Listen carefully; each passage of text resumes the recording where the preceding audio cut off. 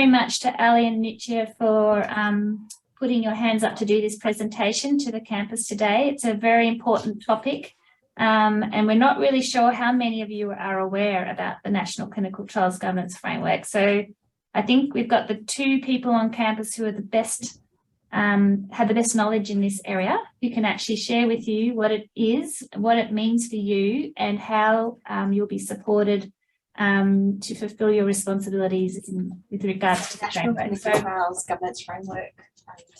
Sorry, I can't mute. And if you could mute the other people, that would be great. I can hear Alison Kelly. Alison Keeley.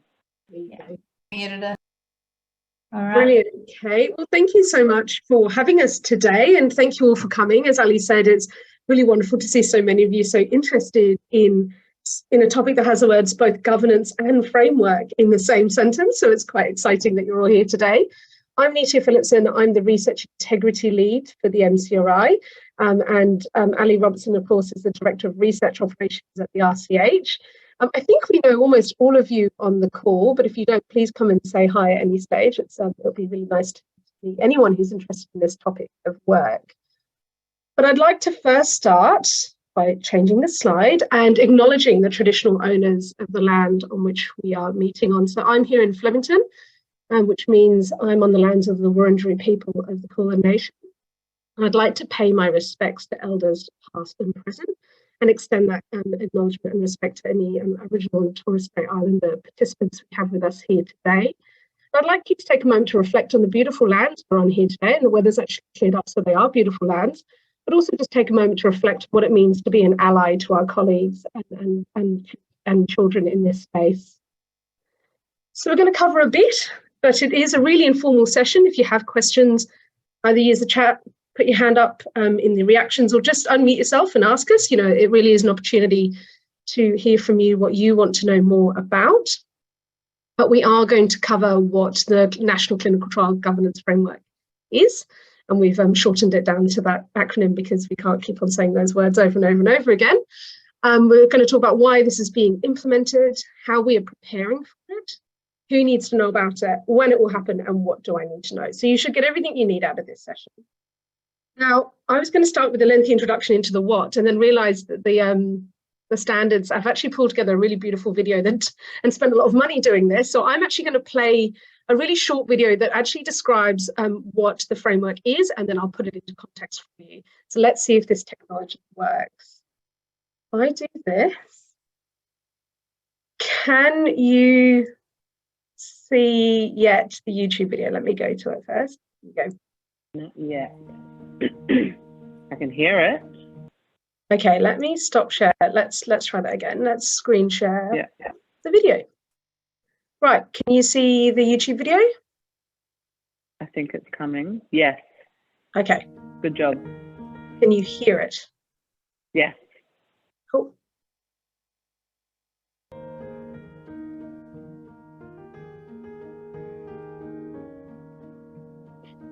The Australian Commission on Safety and Quality in Healthcare has developed the National Clinical Trials Governance Framework as a first step towards the accreditation of health service organisations for the conduct of clinical trials. If you work in clinical trials, you need to become familiar with the governance framework and understand what needs to be in place within your health service organisation to meet the requirements in the governance framework. The governance framework incorporates the first two national safety and quality health service standards. These are the Clinical Governance Standard and the Partnering with Consumers Standard. These two standards already in place in all hospital and day procedure services across Australia for clinical service provision will now also apply to clinical trial services. Implementing the governance framework has the capacity to reduce trial start-up times, optimise pre-approval and recruitment timeframes, better engage trial sponsors, and improve consistency in trial service delivery. The governance framework describes the roles and functions for people whose positions relate to clinical trial service provision, lists the actions within the National Safety and Quality Health Service Standards against which your organisation will be assessed, suggests strategies to help meet these actions, and provides examples of evidence that clinical trial services may use to demonstrate they have met the actions.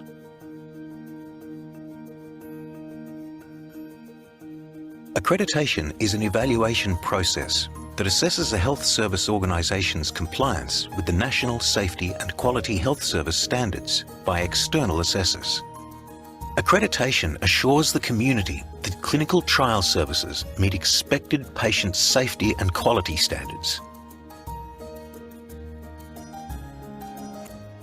Following the pilot in 2020, it's anticipated that clinical trial services will be assessed against the actions described in the governance framework using a maturity scale to describe success. As health service organisations must already meet the National Safety and Quality Health Service standards, preparing for an assessment can build on work that is already underway within your health service organisation. Implementing the governance framework will provide many practical benefits, including integrating clinical trials into routine health service provision, eliminating duplication and delays in ethical and local site review and approval, timeliness in trial startup, certainty for trial workforce and trial sponsors, and ensuring predictable recruitment rates. Get to know the National Clinical Trials Governance Framework. Use your existing committees or establish a working group responsible for strategic planning. This group should be set up in consultation with your senior management and include members of the clinical trials workforce, consumers and trial sponsors. They will work with the organisation's management to implement the governance framework, allocate resources, and develop mechanisms to report on and review operational performance on a regular basis. The governing body has ultimate responsibility for safety and quality, and ensuring the standards as provided in the governance framework are met. Seeking advice from colleagues involved in implementing the National Safety and Quality Health Service standards. Ali, I might pause it there because I think that goes a bit more into the preparation than into the what. But thank you for your patience with that. I think sometimes it's better just to hear what the Commission has to say rather than us trying to redo the job for them. But now we're going to put that information into context, so don't worry. Can you all see my screen now? Right back? Yeah. Fabulous. Yeah. So as the video attested to, there are 8 standards in version 2 of the national standards that's applied to all public hospitals and other organisations. The draft was released finally in July 2022 after lots of promises around when it was going to be released. And it covers all the topics that are required for organisational-wide accreditation, which, as I said, happens every 2 years. Now, really importantly for clinical trials, we are only looking at the first 2 standards. That's clinical governance and partnering with consumers. So it's not all 8 standards, it's just the first 2. So I'll just add to that quickly, Nitya, to put it a little bit more in context. Thank you. So the hospital undergoes accreditation every 3 years. So every 3 years this happens, and there are 8 standards, as Nitya said, these first 2, and then some others which are around infection control, medication management, blood safety. There are 8 altogether, but the National Clinical Trials Governance Framework focuses just on the first 2 initially. There is thoughts that perhaps over time it might build out to include some of the others, medication management, but for now it just covers these first 2 standards into what is already a routine and regular occurrence for hospitals. Thanks, Nitya, sorry. No, that's great, Ali. And what it's done is, rather than creating new, say, clinical governance standards for trials, it's taken the existing standards and looked at where they may or may not apply to clinical trials and applied them. So if you have a look at the document, you'll notice that it jumps between, say, 1.13 and 1.20. That's because the standards in between were not considered relevant to trials. So they've done a really good job, I think, of making sure that we're only looking at things that are relevant to clinical trial delivery at the RCH. So when it comes to clinical governance, the focus in the standards is around the leadership, culture and governance of trials, patient safety and quality systems, clinical performance and effectiveness, and that sort of safe delivery of care, And when it comes to partnering with consumers, which again, we'll talk about a bit more in the implementation side of things, it's to do with partnering with consumers and the kind of governance arrangements around that, partnering with patients in their own care, health literacy, and partnering with consumers in organizational design and governance. So really, I think when you get into them, quite integrated and obvious standards. So why are we doing this? The video touched on this, but I like to think that if we are treating children through clinical trials, which we absolutely are doing at the RCH, then it's about making sure that trials are being conducted to the same kind of safety and quality standards as everyday care. So I think it's about embedding clinical trials into the healthcare system. It's about strengthening those governance arrangements and, where needed, bringing them up to sort of the standards that we're already seeing across the hospital, and really focusing on that clinical trial service delivery. I know that for a lot of people in the past, at least, it's provided or aims to provide clarity to those responsible for delivering those trials, and really providing clarity to the governance arrangements and everyone's role within this sort of ecosystem. It talks a lot about reducing duplication and increasing efficiency. I will leave someone else to comment on the how of that, but I guess, you know, when it comes to delivery of care, maybe if we're applying consistent standards across the hospital, that will happen. And of course, the main key thing is to improve participant experience and, you know, make sure our participants are getting the same level of care as our patients. Ali, do you have anything else to add to the why? Yeah, I think the comment to make here is there was, you know, pressure on the government around the attractiveness of Australia as a clinical trial destination in the more recent times. And so the focus of this National Clinical Trials Governance Framework, while perhaps it should first and foremost be on quality and safety, and, you know, for us it certainly is, there's also a focus on hoping that this framework will transform Australia's clinical trial landscape. And by providing a consistent framework which talks about consistent training, not just for clinical trial staff, but for research office staff, it starts to put in measures of timeliness around ethical review and study startup. And so while initially, I think it's difficult to see how this framework will do some of these things, reduce duplication and increase efficiency, I think it's a start. It's a starting point that we, you know, hospital administrators who work in research, can in the future use to potentially leverage executive to say, look, you know, these are our standard times compared to national statistics. You know, it's clear that perhaps we don't have enough workforce in this area, or, you know, we need to do improvements in this area. So I think initially our focus is very much on quality and safety, but hopefully over time, safety, but hopefully over time it will be perhaps, you know, on quality and effectiveness of those processes as well. Sorry, that was lengthy, but I think that's the reason why that video talks about all of those other points as well. Yeah, and I think it's worth considering that was a key motivation of implementing this, because it, you know, if you know the why, then we can really understand how we implement it here. So I'm going to hand over to Ali to get into the meats of it, of what's going to happen and when. So this has been a long time coming and heavily consulted with health services by the Australian Commission on Safety and Quality in Healthcare, who have been excellent at doing so, at consulting. And so while we first heard about it in 2018, 2019, they didn't get around to releasing a draft of the framework and piloting it until 2020. And they actually piloted it in 2 or 3 sites in every state across Australia. And really the focus of that pilot was, can the assessors actually assess hospitals against the framework? So the pilot wasn't so much about how a hospital is going against the framework, but it's actually, how could the assessors actually assess the safety and quality of our clinical trials? Because although the Commission write the framework, they are not the ones that come and assess. And we'll talk a little bit more about what assessment looks like.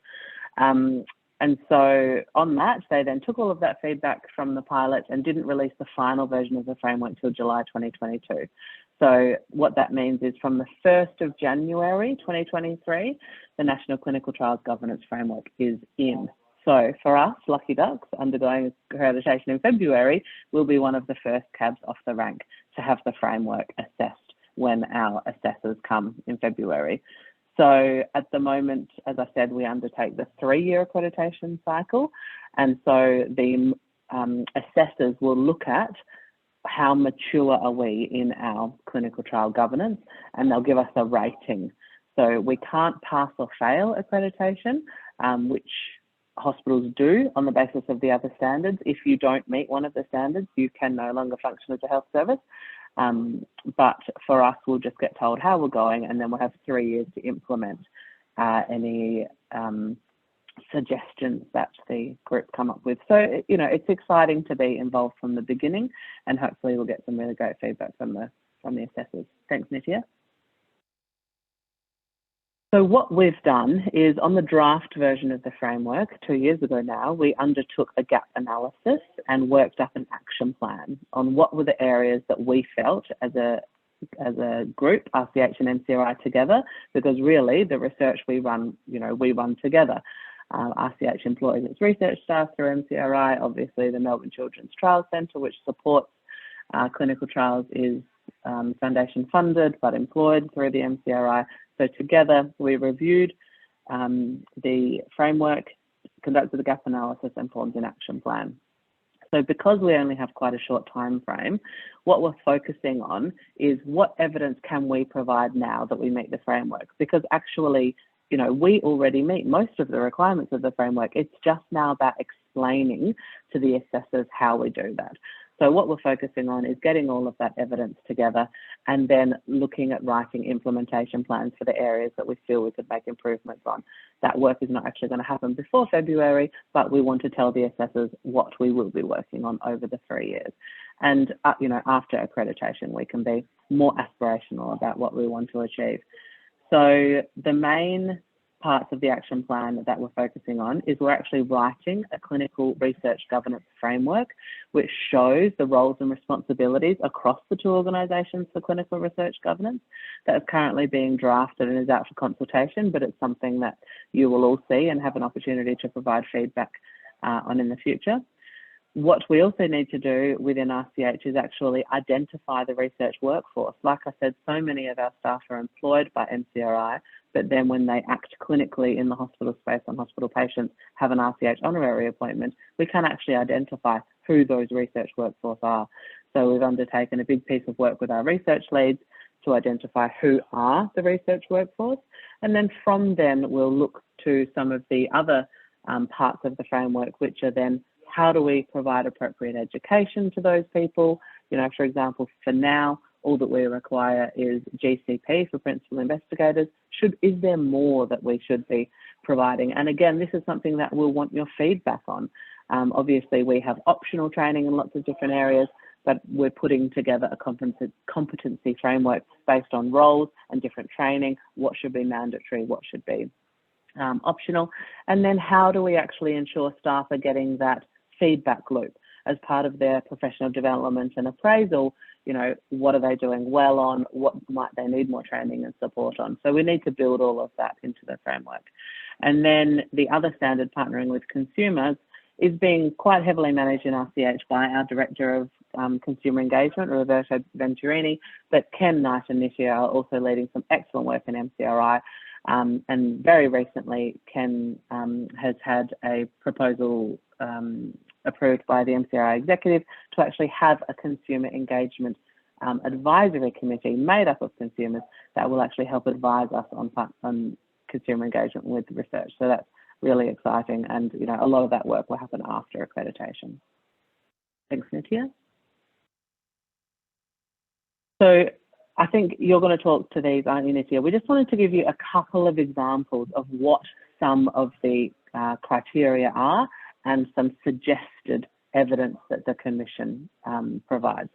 Yeah, so in here, I just want to show you, if you haven't quite cracked the spine of the framework yet, what kind of things that they're asking for. So this is just an example from Standard 1, which is the clinical governance. And I'll actually start with 1.14 because we have, I can talk a bit more to it, but you can see there what they do is they tell you exactly what they expect of the health service to do. So when it comes to 1.14, effectively that we have a complaints management system that does A to G, so encourages, you know, workforce and and patients' complaints, involves workforce and consumers in reviews, resolve complaints in a timely manner. And you can see it sets out exactly kind of what the expectations are for the organisation health service to have. And then actually rather usefully goes on and provides some examples of evidence. Now, what's really important is that we don't have to have every single dot-pointed bit of evidence, they're just examples. And we have actually found in a lot of times our organisation has different examples of evidence that we're using. So for example, for 1.14 about having a complaints management system, we of course have one. You know, every participant engaged in a trial gets a consent form that has a telephone number and contact for how to make a complaint or provide any feedback on their trial. We also have a complaints SOP that we know has addressed things around procedural fairness and timely review. We have a system where our complaints go to the HREC that have lay members and consumers on the committee. And we have also feedback systems like through the CRDO workforce and the bulletins to feedback on complaints that we receive and how we're improving systems. So I just wanted to show you this to give you an example of when you're reading the framework, if you have a chance to do it, that the actions when taken at face value might seem quite lengthy, but when you actually start unpicking the ways that we already do this, we're doing actually, as Ali said, quite a good job of meeting quite a few of the points already. Ali, do you have anything to add to that cover? No, great example. And so there are about 20 or so criterion in Standard 1. Actually, it might be closer to 30, although not every single one is met, and a few less in the partnering with consumers, just under 20 in the partnering with consumers. And as Nitya said, they give examples of evidence, but really it's up to the organisation, you know, to provide what appropriate evidence they have to show they meet those standards.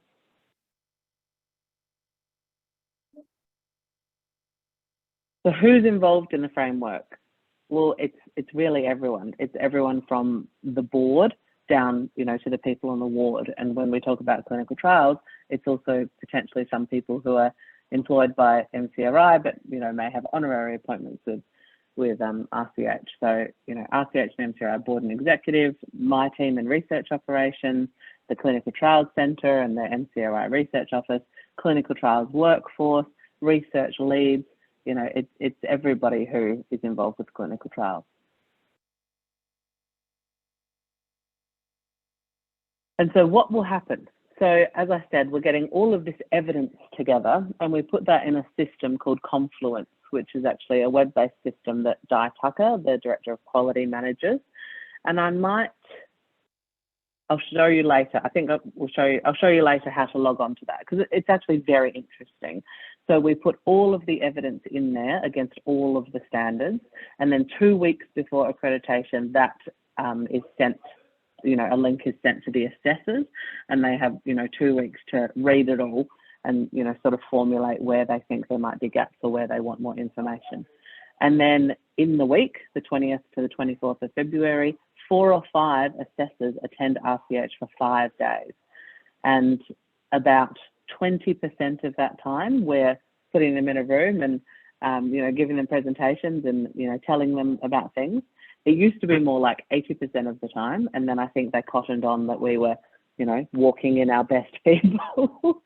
And so, you know, they've really flipped that and they don't want to sit in a room anymore.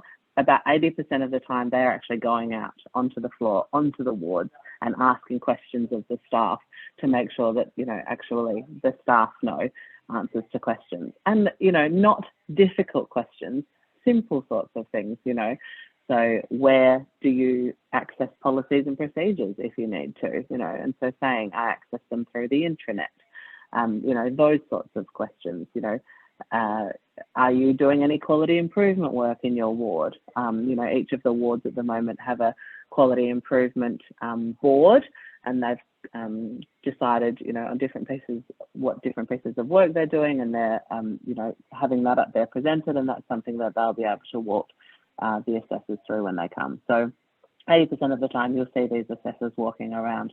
So for clinical trials, that means that they might present down in Macru, in the clinical trials unit. And so if you're down there with a patient, then, you know, an assessor might ask you a question about, you know, the care that you're providing to the patient, how you access policies, you know, things like that.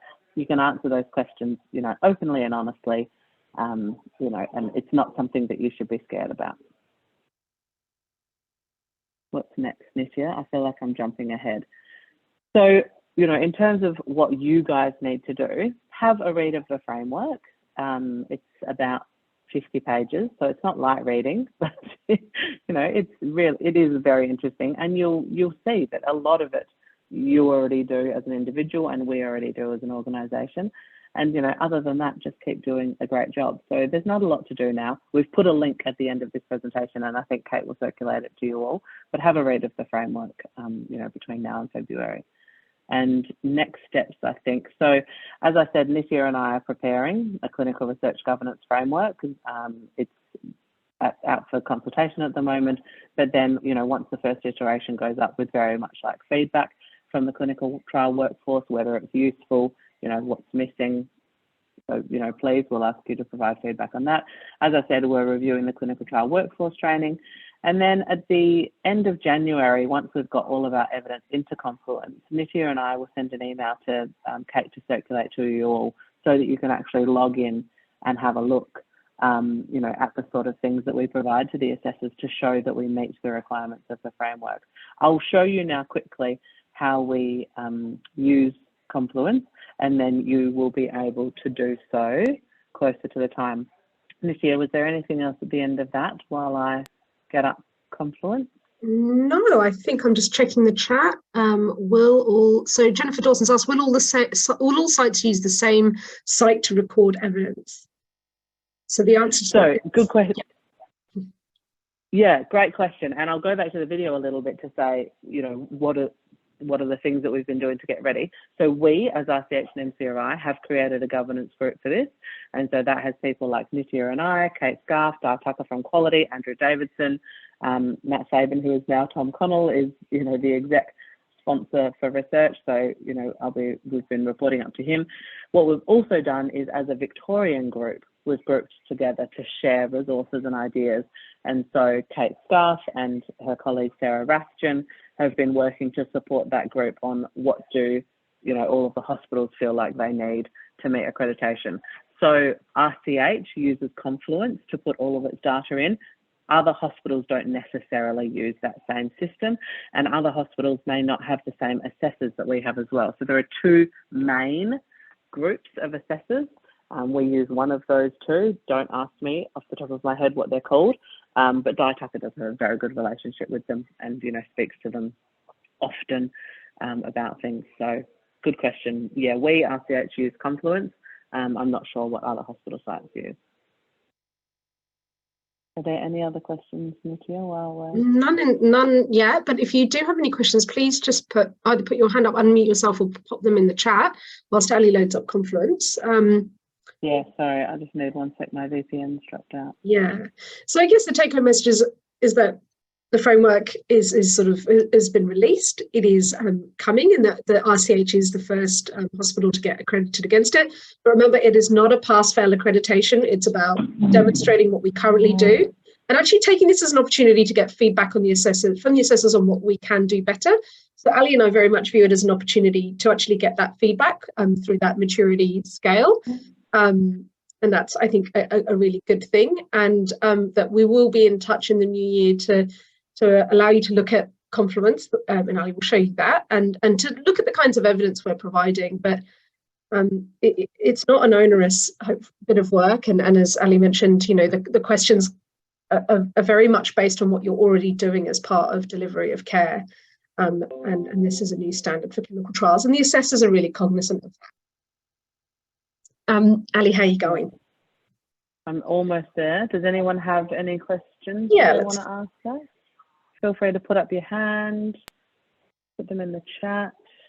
I could add that also Sarah Rastian, who Ali mentioned before, has been working with MAC, which is the Melbourne Academic Centre for Health, which is the Victorian RTEC group that RCH and MCRI belong to.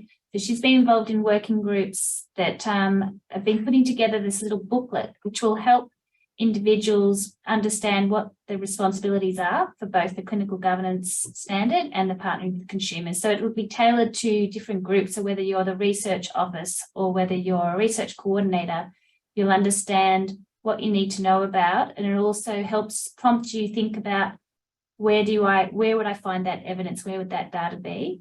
So it'll just help with planning, and also if you do happen to get asked a question by an assessor, which is going to be quite unlikely, but if you did, you'll sort of have some understanding of what sort of information they're looking for.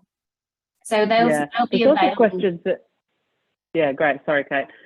The sorts of questions that you might get asked, you know, again, we haven't been through this, so I don't know if there'll be different questions, but it might be things like, where do you access the protocol? Or, you know, could you show me where you keep your evidence of training? And so you'd be talking about your site file. You know, you'd be talking about whether it's, you know, Florence, if you keep all your electronic documents in there, or whether you've got a hard copy document, you know, so you might talk about that, you know, that's where you find your documents. Jennifer, I think you think that Confluence actually has study-specific information. It absolutely doesn't. So the evidence that we're putting in Confluence is a very high level. It's how does the organisation govern clinical trials? So none of the clinical trials workforce will be putting information in Confluence. Di Tucker's team put in information in Confluence. She'll be allowing one of us to put information into clinical trials, but it's certainly not, you know, the clinical trial workforce as a whole. So I'll show you a little bit now, and keep thinking about your questions. So I'll just share my screen. I want to share. So whilst you're sharing, so Jennifer, for example, that example I gave around our complaints management, what we would do is we would write a paragraph, and I've already written it, in Confluence that says, you know, we have a robust way of managing clinical trial complaints. And then I would set them up through the fact that we have consent forms that have this information in it. And I'd link to a consent form, that we have a HREC that has consumers on it, and I'd link to the terms of reference. And that here's an example of a, you know, a de-identified complaint we managed, and I might link to the minutes of the HREC. So it is not ever going to be talking about your specific trials, but really how we as an organisation, and the RCH in particular as the kind of the public health service, is coming good on the accreditation standards, if that makes sense. Yeah, exactly. So you need to either be at work or be on your RCH VPN to go on the intranet, and then quick links. Accreditation here in the need to know. You can all see this now, can't you? Yes. Yeah, accreditation. And then here, Confluence, accreditation evidence. All evidence for accreditation to demonstrate how we meet the requirements for national standards is in Confluence.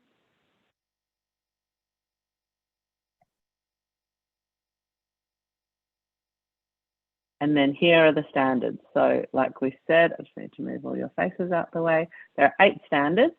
1 and 2 are part of the framework, clinical governance and partnering with consumers, but the hospital also has to meet criteria for healthcare associated infections, medication safety, comprehensive care, communicating for safety, blood management, and recognising and responding to acute deterioration. So in future, some of these may be added to the clinical trial governance framework, but for now, it's just these 2. So then we click on one. Review again. And then here on this left-hand navigation is all of the evidence. And so here is the first set of 6, 1:1 to 1.6. And then under each of these is a different criteria. And so you can see it's very high level.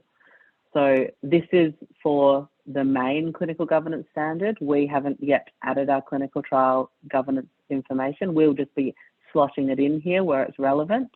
You know, and a lot of it also is, you know, a lot of what the RCH already does to govern clinical quality and safety is relevant to clinical trials. There's just extra information that we've been adding in here. So this one about governance, leadership and culture talks about the board being the governing body, how we make decisions about quality and safety and the governance structure of that, who has roles and responsibility for quality and safety, what, you know, what's our strategic plan. So very high level information. It's got internet links, but then it's also got documents embedded in here as examples. So, you know, whether it be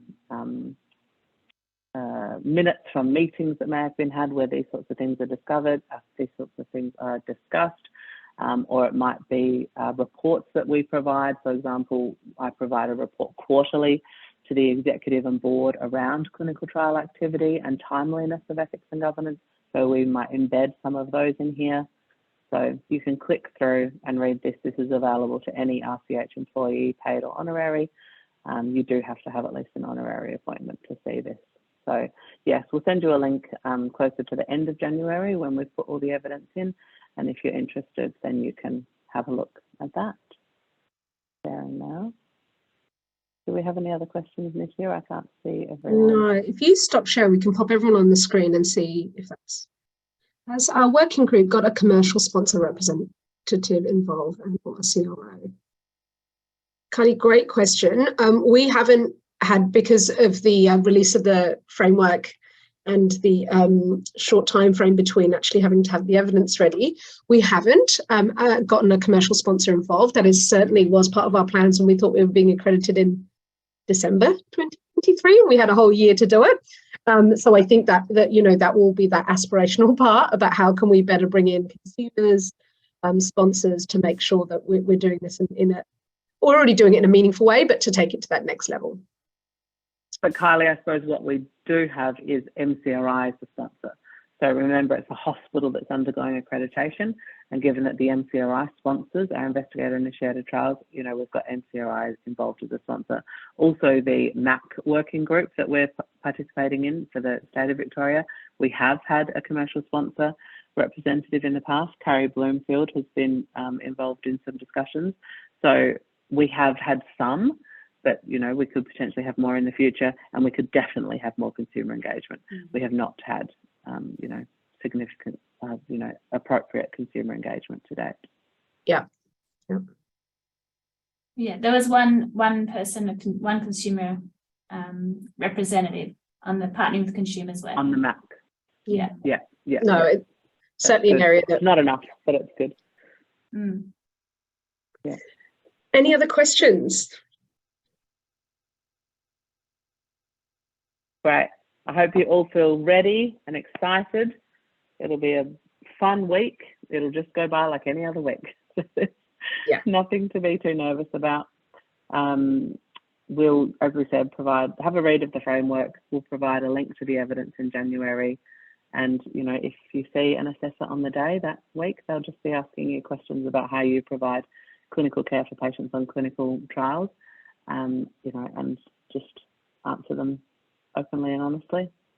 If you've got any questions in the meantime, you can contact Nitia and I, or Kate, and we'll just keep working on getting all that evidence in Confluence so that they can see how what a great amount of clinical trials that we do, and that we've actually got very good governance across RCH and MCRI for it, and continue to provide feedback to us, if there are things that we can be providing, better or more policies and procedures, better or more training. Accreditation is just one point in the 3-year cycle, but we want to be continuously improving, clinical quality and safety for clinical trials. I suppose the other thing to mention is this is probably the last time that we'll undertake accreditation in a 3-year cycle like this. What the assessors are moving to is what's called a short assessment. Short notice? I'm not going to get the term of it. Short notice assessment. Thank you, Kate. I knew I was using the term there. Short notice assessment. And so what that means is you'll get a couple of weeks notice instead of 6 months notice that the assessors are coming, and they're going to look at 1 or 2 standards. And so what that means is instead of this, 6 months work up to this 1 week in February, which tends to take our focus of other things, it just means we're accreditation ready all the time. We've got all of our evidence in Confluence, and that we'll get 2 weeks notice to say 3 assessors are going to step on your doorstep for 3 days and look at standard 2. And then, 6 months later, they'll come and look at, standard something else. And I think that will actually be more useful to shift the focus back that, hospitals are here to provide healthcare, be that, clinical or on a clinical trial. And actually, we're not here to just provide a whole lot of evidence and to do everything in time for accreditation. So, yeah, it's a lot of work leading up to February, but this will be the last time we do it. And then it will just be the short notice assessments from here on in. What I might say is people might notice a change in some activities leading up to accreditation, but whenever you see links come out for surveys and we're seeking feedback, please do them, because one of the reasons we need to do it is to meet accreditation requirements, but it also is because we'll get useful information from it. And the same with encouraging your peers to do it. I know some of these things you think, oh, someone else will do it, but the more people that do it, the better. And Yeah. Kate, if I can add And to if your that. RCH, Sorry, Alicia, go. I was just going to say, there's 93 of you here today, which is just exceptional. I'm very, very excited, but we know that our clinical trial workforce is enormous. So this is being recorded, and I know Kate will share a link to the recording, but also, you know, it's a bit of a pass on the knowledge that you have. So if you are working with colleagues in the clinical trial space who couldn't attend today, please pass on the key messages and let them know that they can, of course, get in touch if they have any questions. Sorry, Ali. I was just going to say, if your RCH line manager is on you to do your emergency training and other mandatory training, please do it. Again, you know, one of the accreditation requirements is that we have to make, you know, performance measures, so 80 or 90% for different trainings. So we as line managers always get, you know, a lot of emails around this time, making sure all of our staff are doing their training. So if your line manager's hassling you, do them a favour and do your training. Brilliant. Any last questions? Just been so comprehensive, clearly. That's great. Thank you, Thanks Nietzsche for and Ali. facilitating, Kate. Well, thank you for for your time 92 of today. you for attending. Yeah, and I think maybe post accreditation we might be able to do a little update on how it went and what we learned from it, and Absolutely. When we get our feedback, I think it'd be great to share with everyone how we did, you know, where they measured us on the maturity scale, what areas they identified for improvement. I think that'd be really interesting. yeah. Okay, well, thank you, everybody. Thank you. Thanks, Kate. Thank you. Thanks all. Bye.